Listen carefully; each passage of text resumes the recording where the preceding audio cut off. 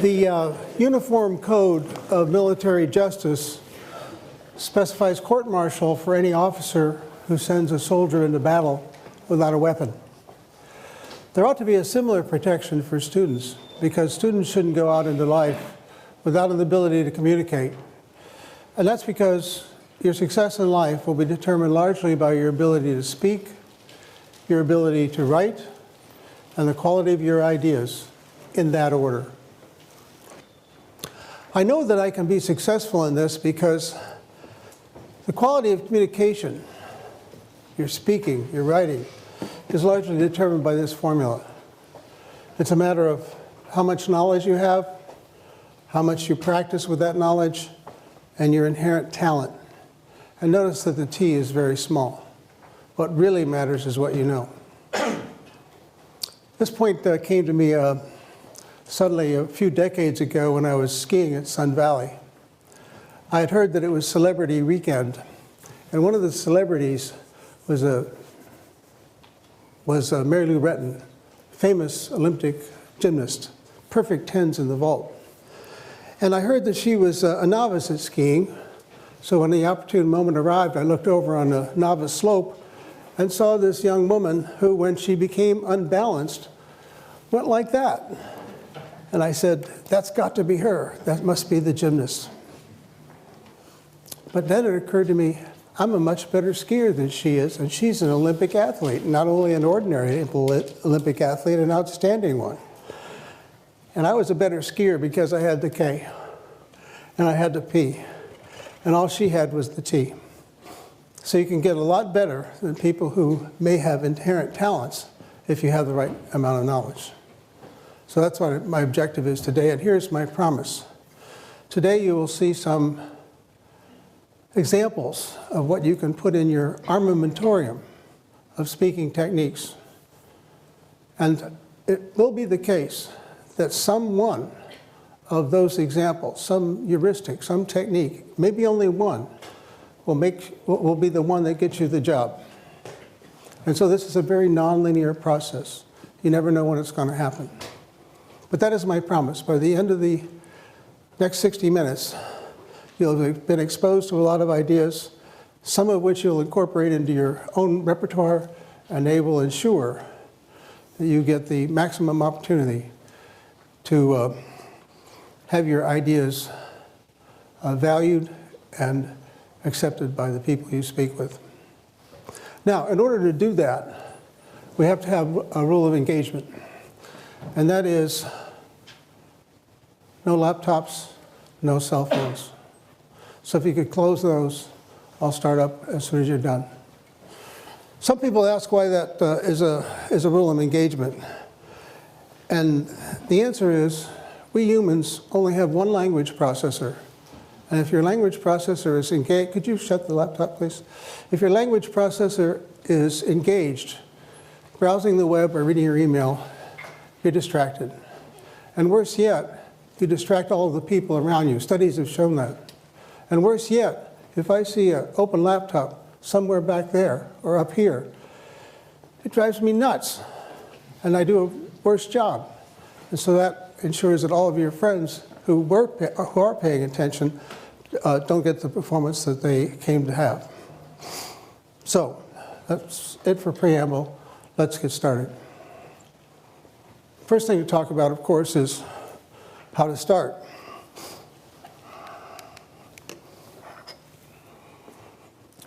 Some people think the right thing to do is to start a talk with a joke.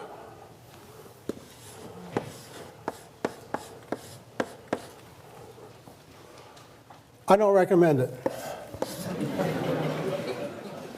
And the reason is that in the beginning of a talk, people are still putting their laptops away. They're becoming adjusted to your speaking parameters, to your vocal parameters. And they're not ready for a joke. So it doesn't work very well. They usually fall flat. What you want to do instead is start with an empowerment promise. You want to tell people what they're going to know at the end of the hour that they didn't know at the beginning of the hour. It's an empowerment promise. It's the reason for being here. What would be an example? Oh, I see. At the end of this 60 minutes, you will know things about speaking you don't know now, and something among those things you know will make a difference in your life. Yeah, that's an empowerment promise. So that's the best way to start. So now that I've talked a little bit about how to start, what I want to do is give you some samples of heuristics that are always on my mind when I give a talk. And the first of these heuristics is that it's a good idea to cycle on the subject. Go around it, go around it again, go around it again. Some people say, tell them what you want to tell them again, and then tell them a third time, as if people weren't intelligent. But the point is, the reason is, well, there are many reasons, one of which is at any given moment, about 20% of you will be fogged out no matter what the lecture is. So if you want to ensure that the probability that everybody gets it is high, you need to say it 3 times. So cycling is one of the things that I always think about when I give a talk. Another thing I think about is, in explaining my idea, I want to build a fence around it.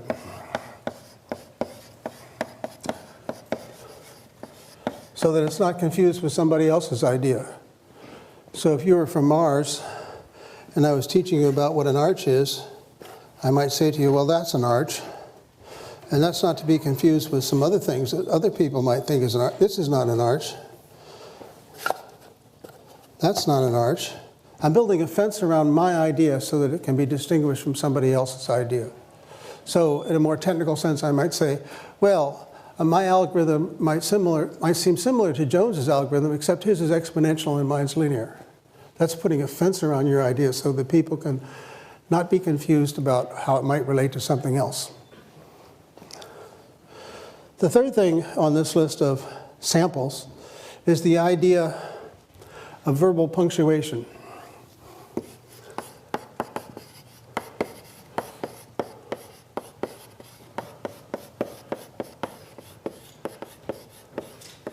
And the idea here is that because people will occasionally fog out and need to get back on the bus, you need to provide some landmark places where you're announcing that it's a good time to get back on. So I might, in this talk, say something about this being my outline. The first thing we're going to do is talk about how to start. Then we're going to deal with these 4 samples.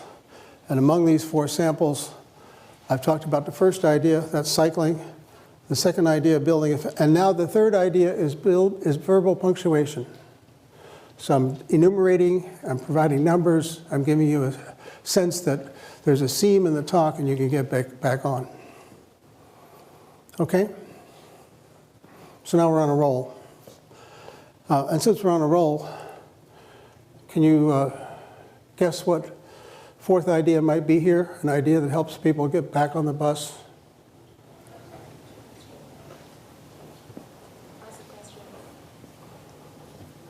Yes. Ask a question. Ask a question, yes. Thank you. So ask a question.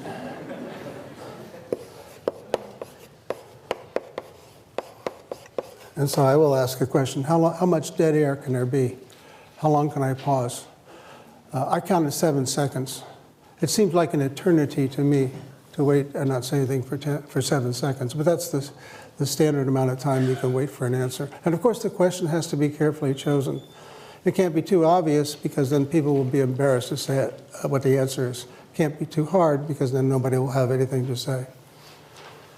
So here are some sample heuristics you can put in your armamentarium and build up your repertoire of ideas about presentation. And now, if this persuades you that there is something to know, that there is knowledge, then I've already succeeded. Because what I want to convince you of is that if you watch the speakers you admire and feel are effective, and ask yourselves why they're successful, then you can build up your own personal repertoire and develop your own personal style. And that's my fundamental objective.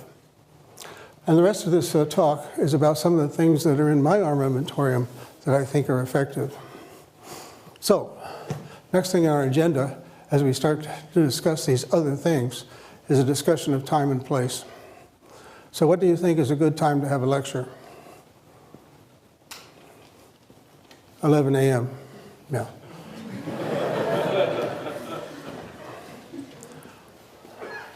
And the reason is, most people at MIT are awake by then, and hardly anyone has gone back to sleep. It's not right after a meal.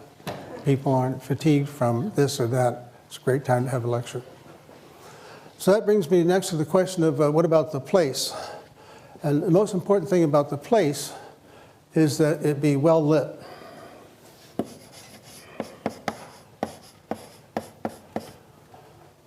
This room is well lit. The problem with the other kinds of rooms is that we humans, whenever the lights go down, or whenever the room is dimly lighted, it signals that we should go to sleep. So whenever I go somewhere to give a talk, even today, the first thing I do when I speak to the audiovisual people is say, keep the lights full up. Oh, they might reply, people will see the slides better if we turn the lights off. And then I reply, it's extremely hard to see slides through closed eyelids.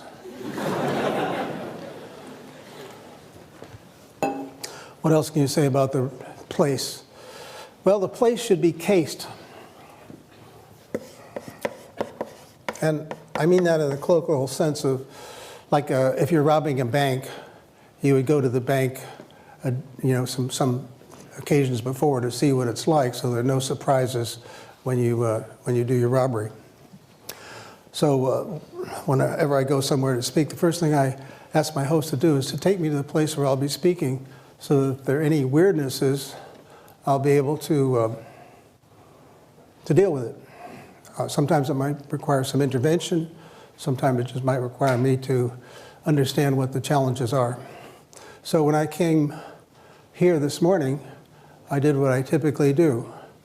I imagined that all the seats were filled with disinterested farm animals. That way I knew that no matter how bad it was, it wouldn't be as bad as that. So finally, it should be reasonably populated.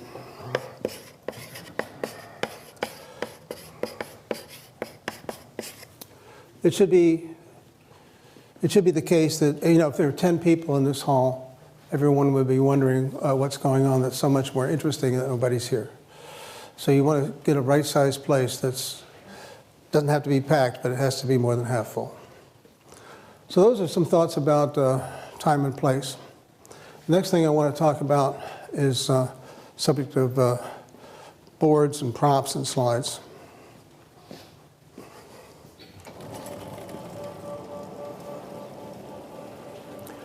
Well, these are the tools of the trade. I believe that this is the right tool for speaking when your purpose is informing.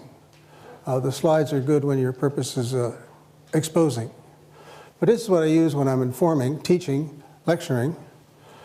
And there are several reasons why I use it. For one thing, when you use the board, you have a graphic quality. It's the case that when you have a board, then you can easily exploit the fact that you can use graphics in your presentation. So that's a graphic quality that I like. And the next thing I like is like a speed property. The speed with which you write on the blackboard is approximately the speed at which people can absorb ideas.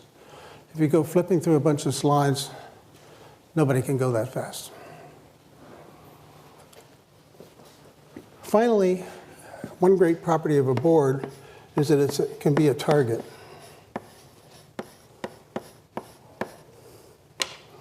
Many people who are novices at speaking find themselves suddenly aware of their hands. It's as if their hands were private parts that shouldn't be exposed in public, so right away they go into the pockets. And this is considered insulting in some parts of the world. Or alternatively, maybe the hands will go in back like this. I was once in a convent in Serbia, and my host, well, as soon as we entered, a nun came up to us and offered us a refreshment. And I was about to say, no, thank you, when he said, eat that stuff or die. It's a question of local custom and politeness. But then, before anything happened there, the nun pulled my hands off like this, because it was extraordinarily insulting in that culture to have your hands behind your back. So why is that? Well, it's usually supposed that that it has to do with whether you're concealing a weapon. So if your hands are in your pockets or behind your back, then it looks like you might have a weapon. And that's what I mean by the virtue, one of these virtues of the board. Now you have something to do with your hands. You can point out the stuff. I was once watching Seymour Papert give a lecture, and I thought it was terrific. So I went a second time. First time to absorb the content, second time to note the style. And what I discovered is that Papert was constantly pointing at the board. And then I thought about it a little while, and I noted that none of the stuff he was pointing to had anything to do with what he was saying. Nevertheless, it was an effective technique. So that's just a little bit about the virtue of blackboards. Now I want to talk about props. You know, the custodians of knowledge about props are the playwrights. Many decades ago, I saw a play by Heinrich Ibsen. It was Hedda Gabler. I remember vaguely that it was about a woman in an unhappy marriage, and her husband was in competition for an academic job with somebody else, and he was going to lose, partly because he was boring, and partly because the competitor had just written a magnificent book. By the way, this is back in the days before there were copying machines and computers. Anyhow, as the play opens, there's a pot-bellied stove.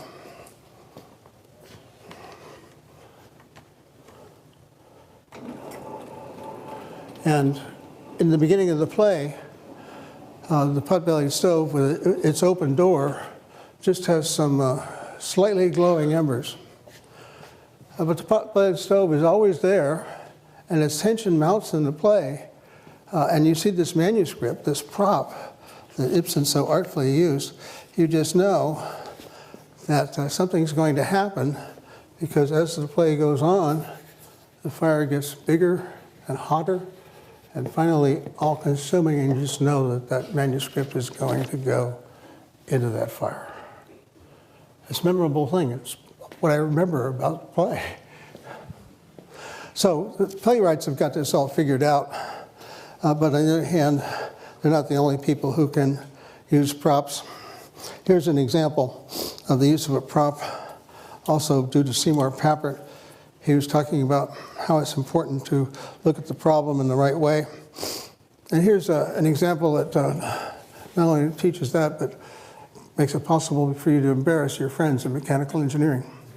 So here's what you do. You take this bicycle wheel, you start it spinning, and then you put some torque on the axle.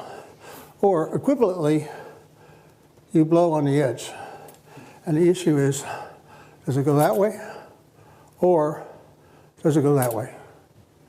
Now, the mechanical engineers will immediately say, oh, yes, I see, right-hand screw rule, and they'll put their fingers in this position, but forget exactly how to align their fingers with the various aspects of the problem. And so it's usually the case that they get it right with about a 50% probability. So their very fancy education gets them up to the point where they're equivalent to flipping a coin. But it doesn't have to be that way, because you can think about the problem a little differently. So here's what you do. You take some duct tape and you put it around the part of the wheel like that. And now you start to think about not the whole wheel, but just the little piece that's underneath the duct tape. So here that piece comes rolling over the top, and at this point you blow on it with a puff of air. Forgetting about the rest of the wheel, what happens to that little piece that's under the duct tape? it must want to go that way because you banged on it like that. It's already going down like that. And what about the next piece? Same thing. Next piece, same thing. So the only thing that can happen is that the wheel goes over like that. And so now you'll never wonder again because you're thinking about the problem in the right way, and it's demonstrated by the use of a prop. You can try this after we're done. Another example I like to remember is one from when I was taking 801. Alan Lazarus was the instructor at the time, and he was talking about the conservation of energy, kinetic and potential. And there was a long wire in the ceiling in 26100 attached to a much bigger steel ball, but one not unlike this. And Lazarus took the ball up against the wall like this. He put his head flat against the wall to steady himself, and then he let go. And the pendulum takes many seconds to go over and back, and then gently kisses Lazarus's nose. And so you have many seconds to think, this guy really believes in the conservation of energy.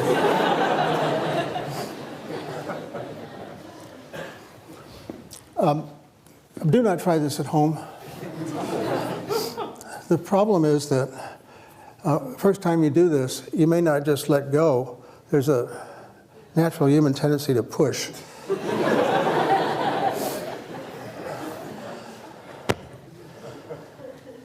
So that's a little bit on the subject of props.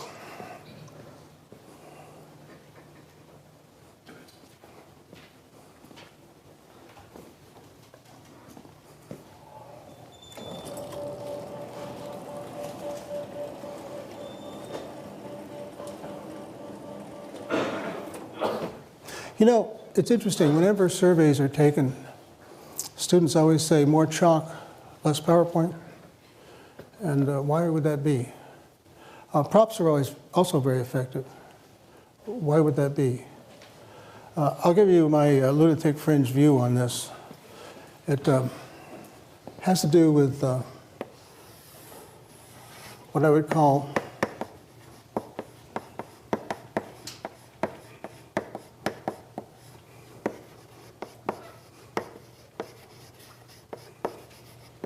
empathetic mirroring. When you're sitting up there watching me write on the board, all those little mirror neurons in your head, I believe, become actuated, and you can feel yourself writing on the blackboard. And even more so, when I talk about this steel ball going that way and this way, you can feel the ball as if you were me. And you can't do that with a slide. You can't do it with a picture. You need to see it in the physical world. That's why I think that, oh yes, of course, there are speed questions involved too that have to be separated out, but I think the empathetic mirroring is why props and the use of a blackboard are so effective. Well, let's see. Oh yes, there is one more thing by way of the tools, and that has to do with the use of slides. I repeat, I think they're for exposing ideas, not for teaching ideas, but that's what we do in a job talk or a conference talk. We expose ideas, we don't teach them. So let me tell you a little bit about my views on that. I remember once I was in Terminal A at Logan Airport. I'd just come back from a really miserable conference, and the flight was really horrible. It was one of those that feels like an unbalanced washing machine. And for the only time in my life, I decided to stop on my way to my car and have a cup of coffee and relax a little bit. And as I was there for a few minutes, someone came up to me and said, "Are you Professor Winston?" "I think so," I said. I don't know, I guess I was trying to be funny. In any event, he said, "I'm on my way to Europe to give a job talk. Would you mind critiquing my slides?" "Not at all," I said. "You have too many and they have too many words." "How did you know?" he said, thinking perhaps I'd seen a talk of his before. I hadn't. My reply was, "Because it's always true. There are always too many slides, always too many words." So let me show you some extreme examples of how not to use slides. Well, for this demonstration, I need to be way over here. And when I get over here, then I can start to say things like, one of the things you shouldn't do is read your transparencies. People in your audience know how to read, and reading will just annoy them. Also, you should be sure that you have only a few words on each transparency and that the words are easy to read. And I hope it's driving you crazy because I'm committing all kinds of crimes. The first of which is that there are too many words on the slide. Second of which is I'm way over there and the slide's way over there. So you get into this tennis match feeling of shifting back and forth between the slide and the speaker. You want the slides to be condiments to what you're saying, not the main event or the opposite way around. So how can we fix this? Step number one is to get rid of the background junk. That's always distraction. Step number two is to get rid of the words. When I've reduced the words to these, then everything I read a previous time, I'm not licensed to say because it's not on the slide. I'm not reading my slides anymore, but I'm saying what was written on the slides in a previous example. So what else can we do to simplify this? Well, we can get rid of the logos. We don't need them. Simplification. What else can we do? Get rid of the title. Now I want to talk to you about some rules for slide preparation. I'm telling you the title. It doesn't have to be up there. By reducing the number of words on the slide, I'm allowing you to pay more attention to me and less to what's written on the slide. I mentioned it before, we have only one language processor, and we can either use it to read stuff or to listen to the speaker. And so if we have too many words on the slide, it forces people in the audience to read this stuff and not listen. A student of mine did an experiment a few years ago. He taught some students some web-based programming ideas. Half the information was on slides. He said the other half. And then for a control group, he reversed it.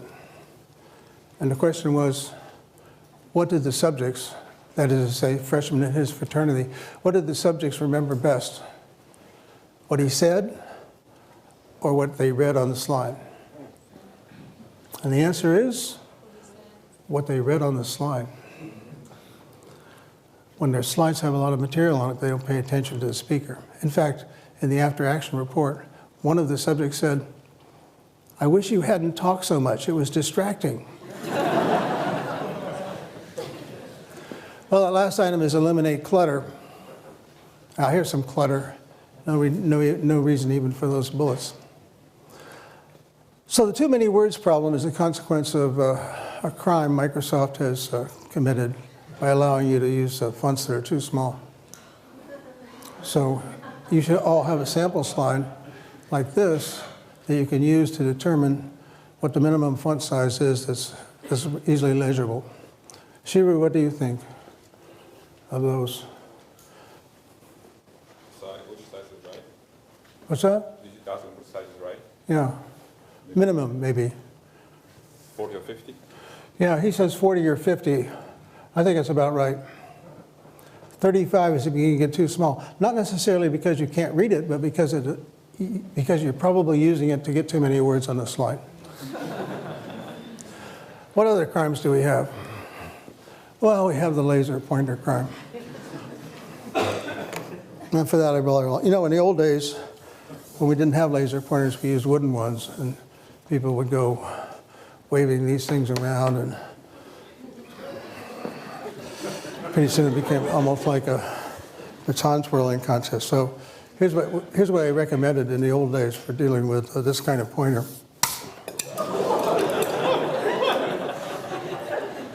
This example of use of a prop. Jim Glass up there saw this talk about 20 years ago and said, oh yeah, I remember that talk. That's the one where you broke the pointer. It's amazing how props tend to be the things that are remembered. Well, now we don't have physical pointers anymore. We've got laser pointers. That's a wonder more people aren't driven into epileptic fits over this sort of stuff. But here's what tends to happen. Look at that. It's a lovely recursive picture, and I can become part of it by putting that laser beam right on the back of my head up there. And what do you see? You see the back of my head. I have no eye contact, no engagement, nothing. I was sitting with a student watching a talk one day, and she said, you know what? We could all leave, and he wouldn't know. So what happens when you use a laser pointer? You can't use a laser pointer without turning your head and pointing it at something. And when you do that, you lose contact with the audience. You don't want to do it. So what do you do if you need to identify something in your image and you don't want to point at it with a laser? This is what you do. Put a little arrow on there and say, now look at that guy number one, at the end of arrow number one. You don't need to have a laser pointer to do that.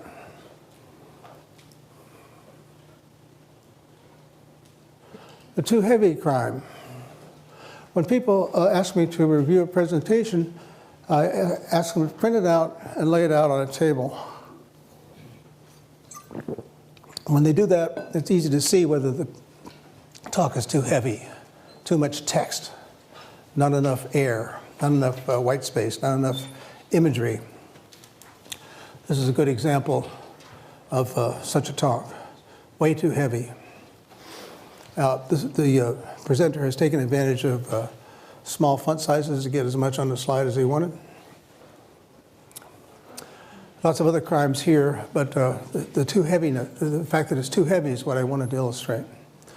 So here, by contrast, is another talk, one I gave a few years ago. It wasn't a deeply technical talk, but I show it to you because there's air in it. It's mostly pictures of things. There are 3 or 4 slides that have text on them, but when I come to those, I give the audience time to read them.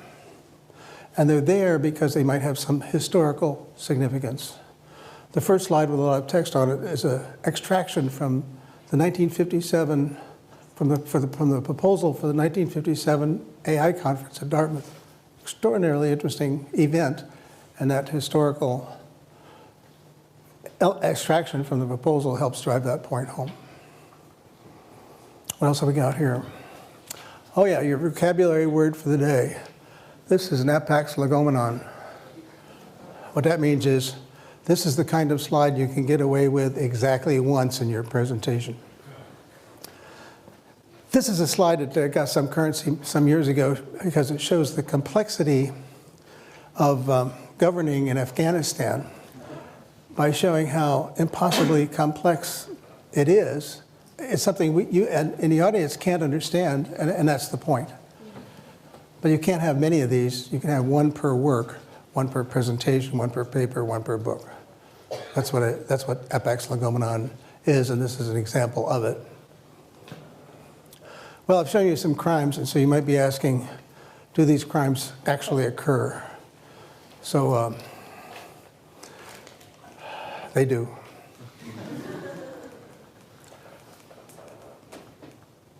There's the hands in the pockets crime. There's a crime in time and place selection here. This is how you get to the Bartos Theater. First thing you do is you get on these steps over at the Media Lab. Then you cross this large open space. Then you turn right down this corridor. At this point, whenever I go in there, I wonder if there are torture implements around the corner. And then when you get in there, you get into this dark, gloomy place. So it's well named when they call it the Bartos Theater, because it's a place where you can watch a movie, but it's not a place where you can give a talk. Now, on a subject of does it happen, here's a talk I attended a while back in Stata. Notice that the speaker is far away from the slides. The speaker's using a laser pointer. And you say to me, well, what's happening here? It's, by the way, the 80th slide in the presentation. Notice that it's dense with words. This is the first of 10 conclusion slides. So what's the audience reaction? That's the sponsor of the meeting. He's reading his email. This is the co-sponsor of the meeting. He's examining the lunch menu. What about this person? This person looks like he's paying attention, but just because it's a still picture. If you were to see a video, what you would see is something like this.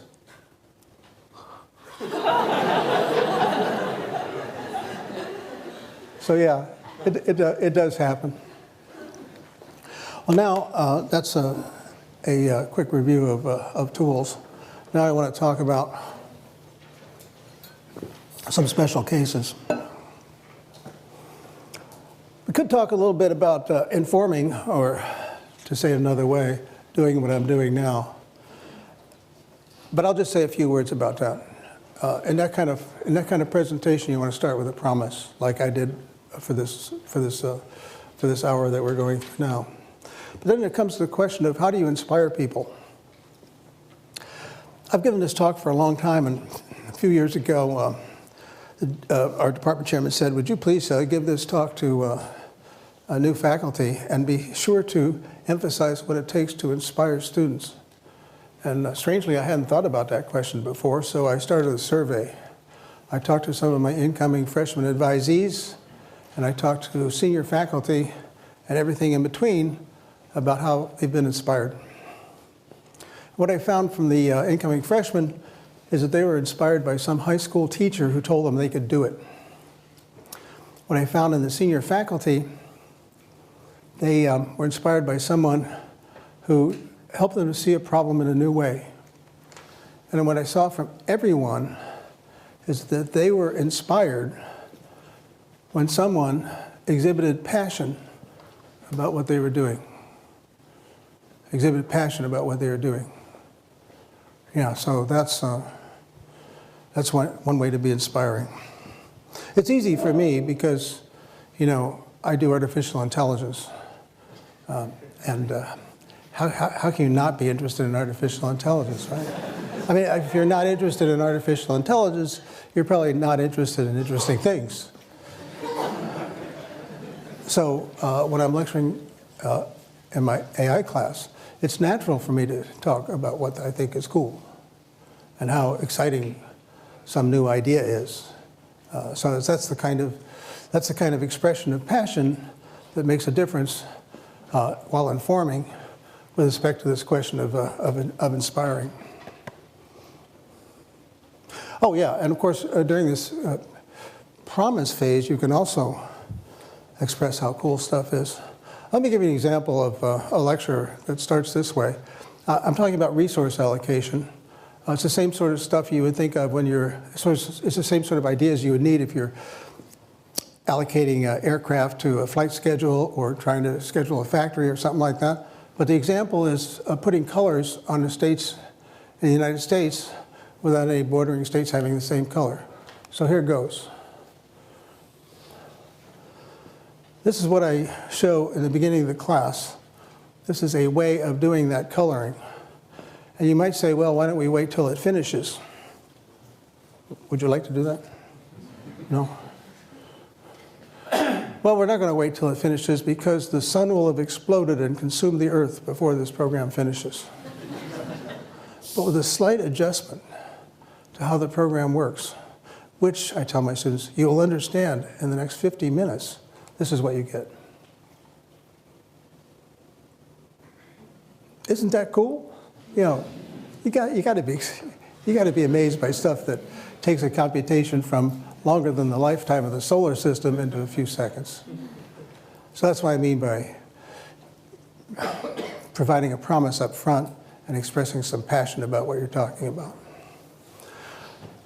Well, the last item in this little block here is it has to do with what people think that they do at MIT. You ask faculty what the most important purpose is, and they'll say, well, the most important thing I do is teach people how to think.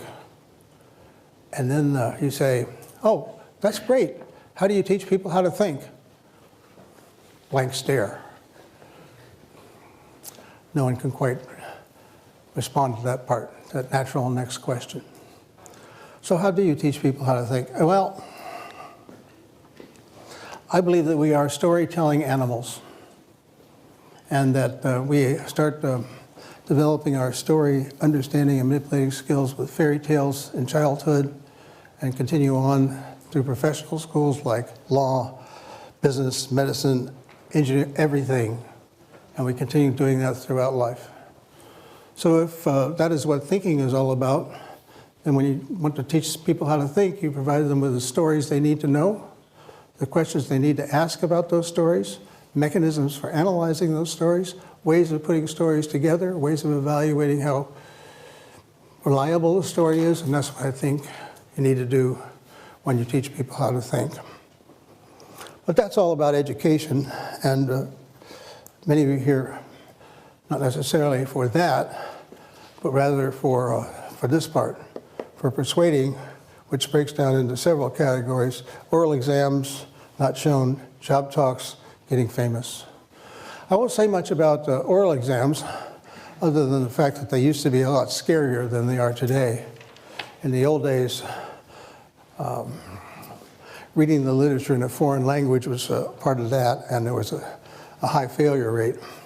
And when you look back on those failures, the most usual reason for people failing an oral exam is failure to situate and a failure to practice. By situate, I mean it's important to talk about your research in context. This is a problem that's being pursued all over the world. There hasn't been any progress before me in the past 30 years. Everyone is looking for a solution because it will have impact on so many other things. So that's situating in time and place and field.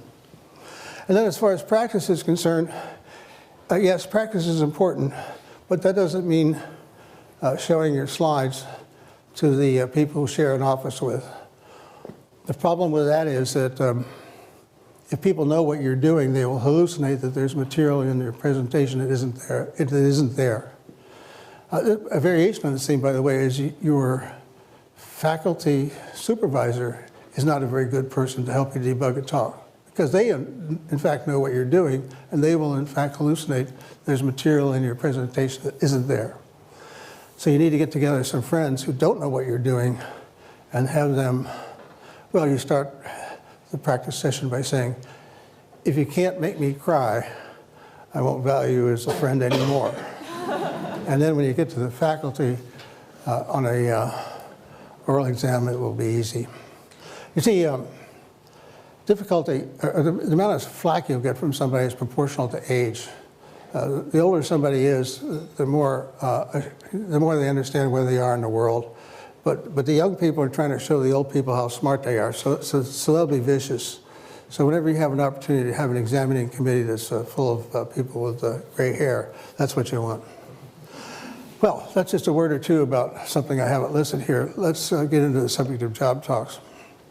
So I was sitting in a bar many years ago in San Diego. I was a member of the Navy Science Board, and I was sitting with a couple of my colleagues on the board. Dolores Eder from the University of Colorado. She made me so jealous I could spit because she'd written 21 books and I'd only written 17. And then the other one was Bill Weldon from the University of Texas.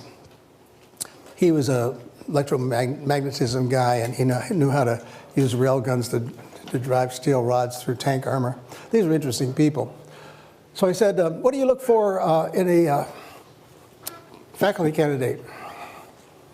And within 1 microsecond, Dolores said, they have to show us they've got some kind of vision. Quickly followed by Bill, who said, they have to show us that they've done something.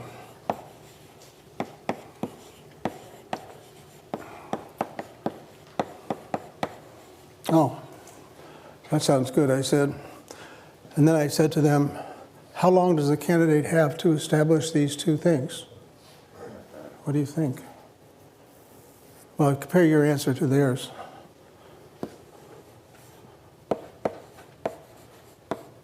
Five minutes. So if you haven't expressed your vision, if you haven't told people that you've done something, in 5 minutes you've already lost.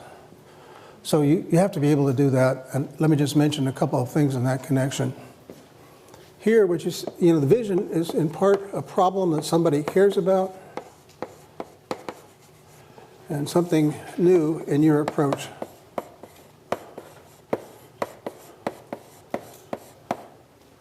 So the problem is understanding the nature of human intelligence. And the approach is asking questions about what makes us different from chimpanzees and Neanderthals. Is it merely a matter of quantity, or are we just a little bit smarter in some continuous way?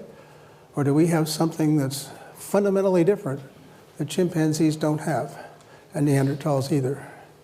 And the answer is yes, we do have something different. We are symbolic creatures, and because we're symbolic creatures, we can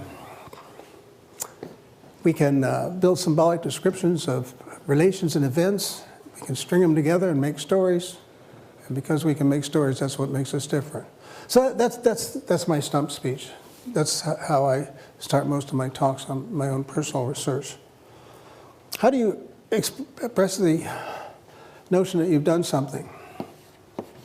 By listing the steps that need to be taken in order to achieve the solution to that problem. You don't have to have done all of those steps, but you can say, here's what needs to be done. An example. Here's what needs to be done. We need to specify some behavior. We need to enumerate the constraints that make it possible to deal with that behavior. We have to implement a system because we're engineers and we don't think that we've understood something unless we can build it. And we've built such a system and we're about to demonstrate it to you today. That would be an example of enumerating a series of steps needed to realize the vision. So then, blah, blah, blah, blah, blah, blah, blah, blah, blah. And then you conclude by enumerating your contributions.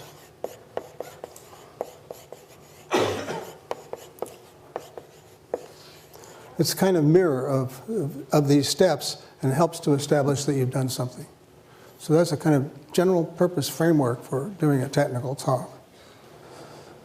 Now, only a few more things left to do today. Getting famous is the next item on our agenda, because once you've got the job, you need to think a little bit about how you're going to be recognized for what you do. So,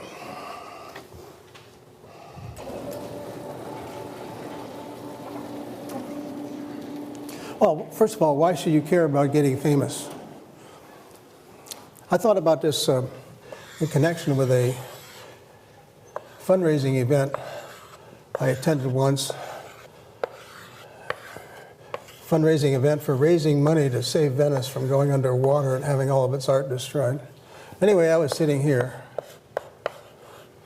and JC was sitting here. That was Julia, the late Julia Child.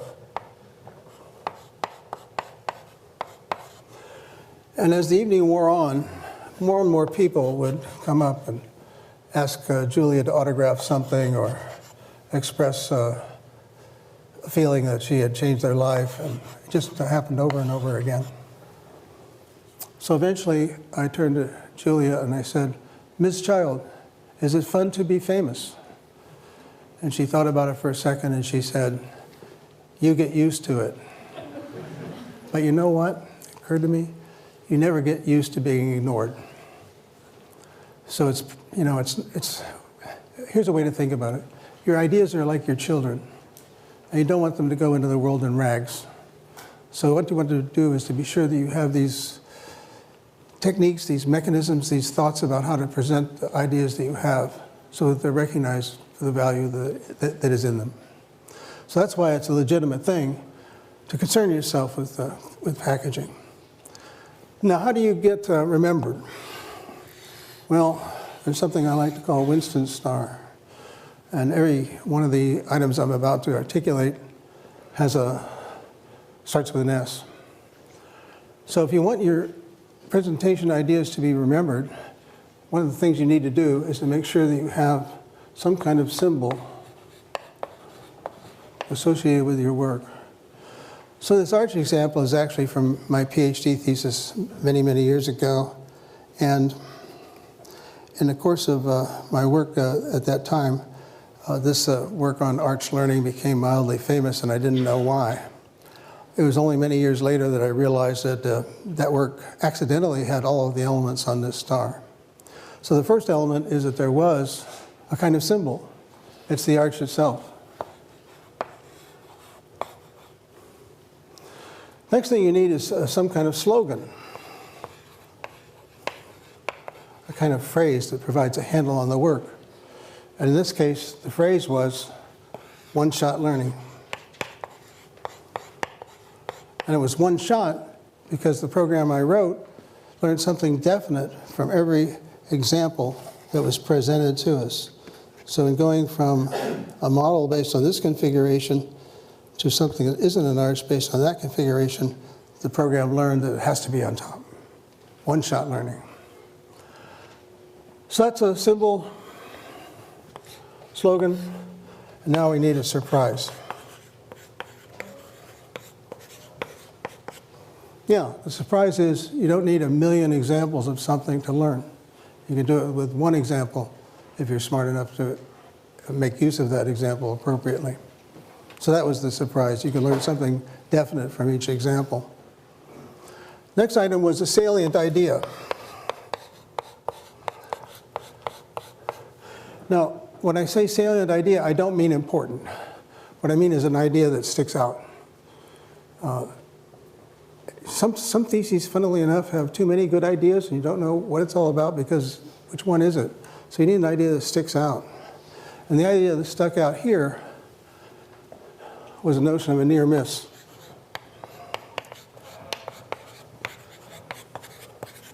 You see, this is not an arch, but it doesn't miss by much.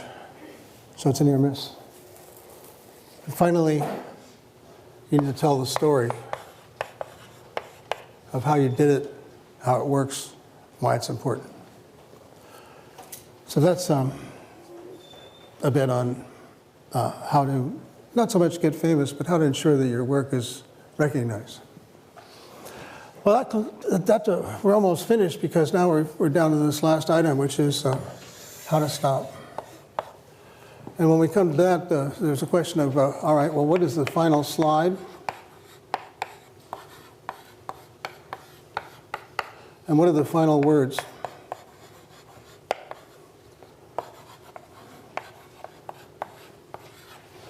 So for the final slide, let me give you some examples of possibilities. How about this one? Well, you might see that slide and think to yourself, there are 1,000 faculty at MIT. Nice piece of work, but not so much. But it's only a tiny piece of work if you divide by 1,000. So when you show a whole gigantic list of collaborators at the end of a talk, it's a kind of letdown because it suggests that nobody knows. Well, did you do anything significant?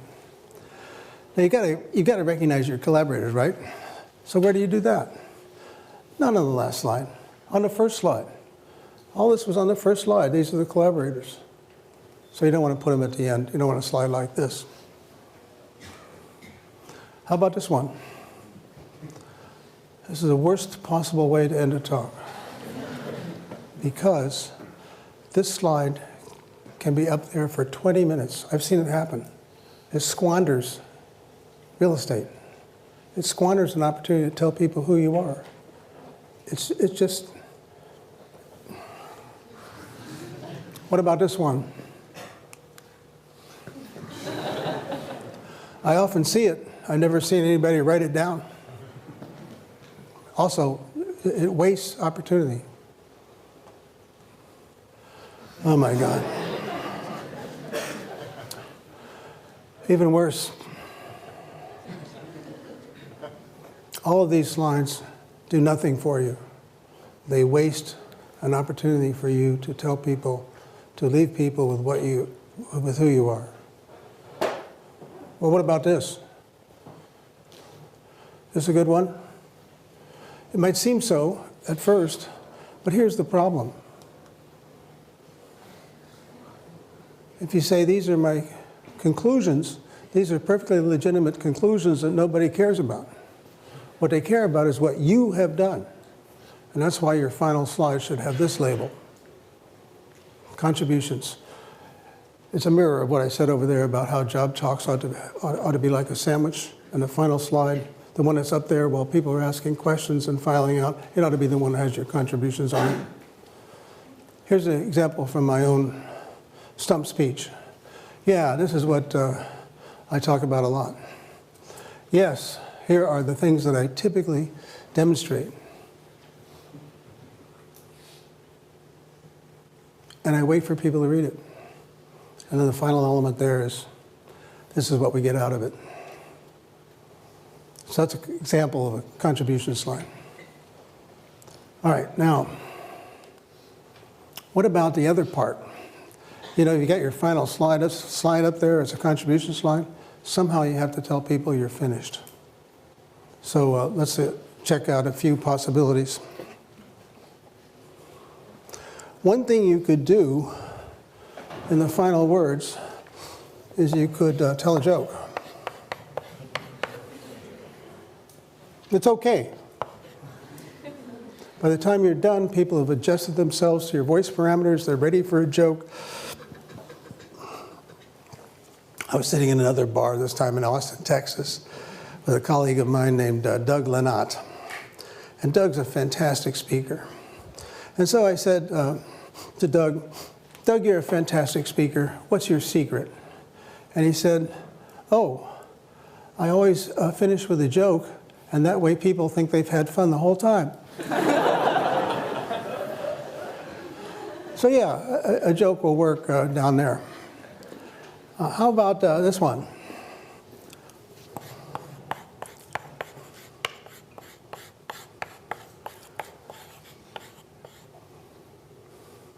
Thank you. I don't recommend it. It's a weak move. You will not go to hell if you conclude your talk by saying thank you, but it's a weak move, and here's why. When you say thank you, even worse, thank you for listening, it suggests that everybody has stayed that long out of politeness and that they had a profound desire to be somewhere else, but they're so polite they stuck it out, and that's what you're thanking them for. So once wild applause has started, you can mouth a thank you, and there's nothing wrong with that. But the last thing you do should not be saying thank you. Now you say to me, well, doesn't everybody say thank you? Well, what everybody does is not necessarily the right thing. And I like to illustrate how some talks can end without saying thank you. I like to draw from political speeches, but the ones that I've heard recently aren't so good, so I'm going to have to go back a little bit. So here's Governor Christie. He gave the Republican keynote address one year. This is the end of his talk. Let's see what he does. And together, everybody, together, we will stand up once again for American greatness for our children and grandchildren. God bless you and God bless America.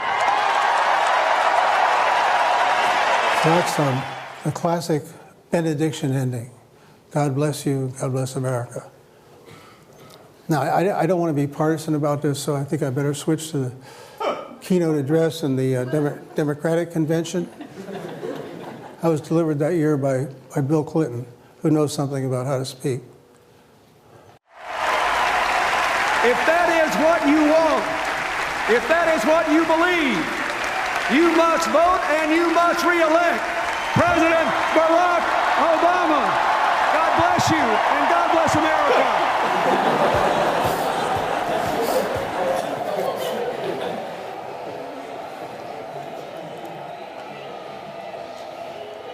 Now watch this.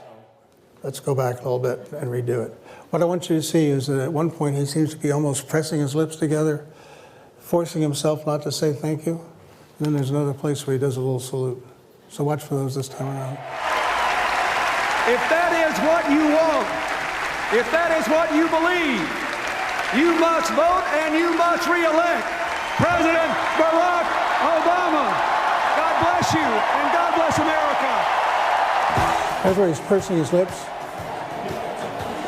There's a salute.